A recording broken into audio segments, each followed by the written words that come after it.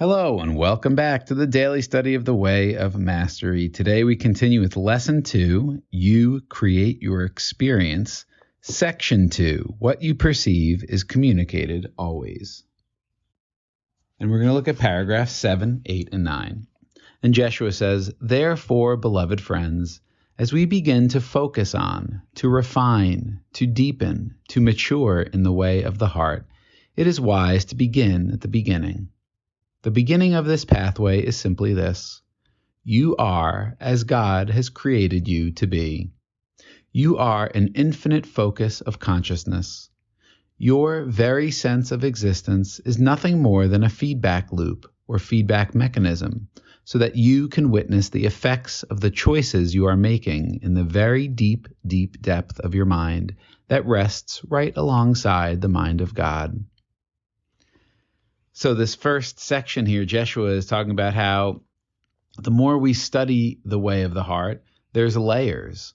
And so we're going to focus on, refine, deepen, mature. So it's a process. So this has been the journey for me. If you don't understand things at first, they're not landing, or it kind of sounds nice, but you don't feel it.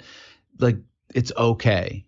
If you are willing to stay with the material, like this is, I don't know how many times I've gone through and studied this chapter. I get things a little bit differently each time. So be patient with the process. And he says the beginning of this pathway is simply this: you are as God has created you to be. Now, when my mind tries to process that, I'm like, what does that mean? I'm as God has created me to be? That doesn't make any sense. But when I can get out of my head and I just drop into my heart and I open to that thought, our ego identification, which is our thinking in our brain, right? It's like, well, who am I? I'm a person. I'm a human being. I've been alive for this long, and this is my past, and this is what I believe, and these are the things I want. Like, that is not who you're created to be. So we have to expand and open up to. And be open to receiving information and insight as to really, this is identity work, who and what we are. So don't worry if you're like, I don't really get that. Just stay with it. This is just one line. You are as God has created you to be. You are an infinite focus of consciousness. Imagine that. Again, if our brain doesn't understand it, that's okay. But imagine that we are a focus of consciousness. So God has basically loved us into existence through focusing consciousness. And isn't that how we create too, right? Made in the image and likeness of your creator. That's how we create. We focus our consciousness, and that brings things into expression. And the more we focus our consciousness, the faster or just more likely something is to come into expression. It's not like, hey, I want $1 million. I'm focusing my consciousness, and then it's there like in my lap. I'm not quite there at the manifestation game yet.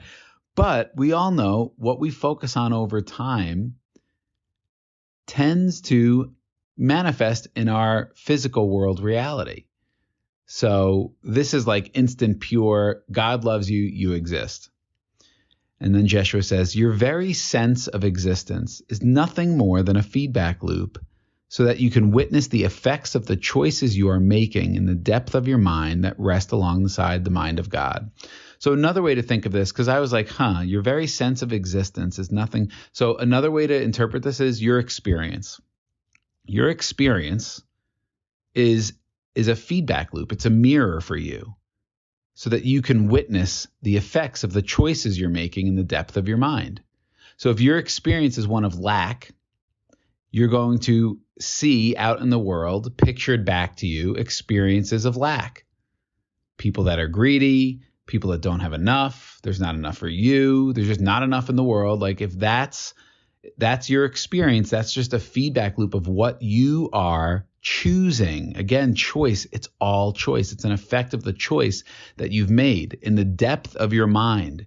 So you might not be like, why would I choose an experience of lack? Why would I choose an experience of unworthiness? Why would I choose an experience of pain, of being, attacked, right? Consciously, we don't. But it's the depth of our mind. It's in our unconscious. So we have to be open to more than what we know here. So let's go to the next section. Jeshua says, therefore, in each moment of your existence, which includes this bodily incarnation, you are literally allowing through deliberate choice, though perhaps unconscious, to bring forth a vibration of thought or a vibration of creation, and to communicate, and it says commune-I-Kate,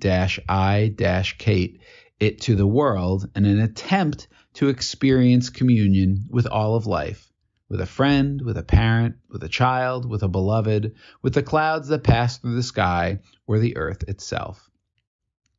So in each moment of our experience, which includes the bodily incarnation, so again, we're getting hints that we're more than a body. We reside and exist and live beyond the body, but we temporarily feels like we're in a body. We're having an incarnation in a body.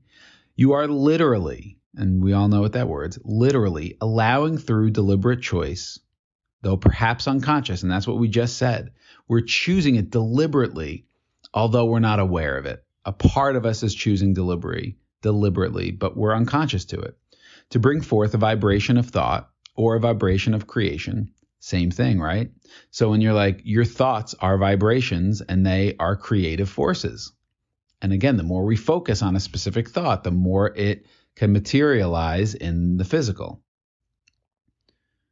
So why do we do this? What we are experiencing in the world is our way to communicate in an attempt to experience communion with all of life. And I go back to the previous page where Jeshua says, everything that you're communicating is so that the world might know who you are and which voice you are committed to.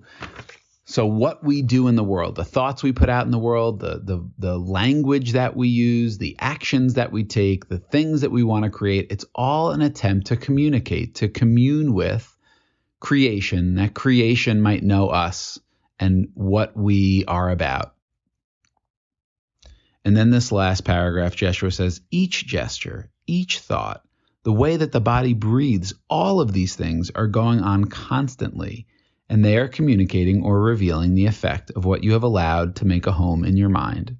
That's what we've been talking about. Everything that you do, and it's an energetic, we're not even conscious of. We're not like, oh, my body language is this. It's unconscious, and it's communicating to all of creation what we have allowed to make a home in our mind. And for most of us here, it's the ego. It's the belief in separation. Lack, not enough, unworthiness, suffering, all of these things. And the awakening process is bringing healing or love to this misunderstanding, that we might awaken to the truth of who and what we are and live from that place. And if we've chosen here to help others wake up to the truth of who they are.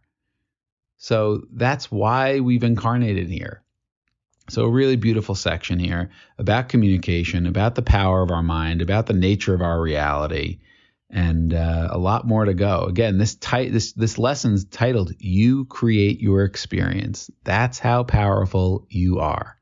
Thanks for listening. Love you, and we'll see you next time.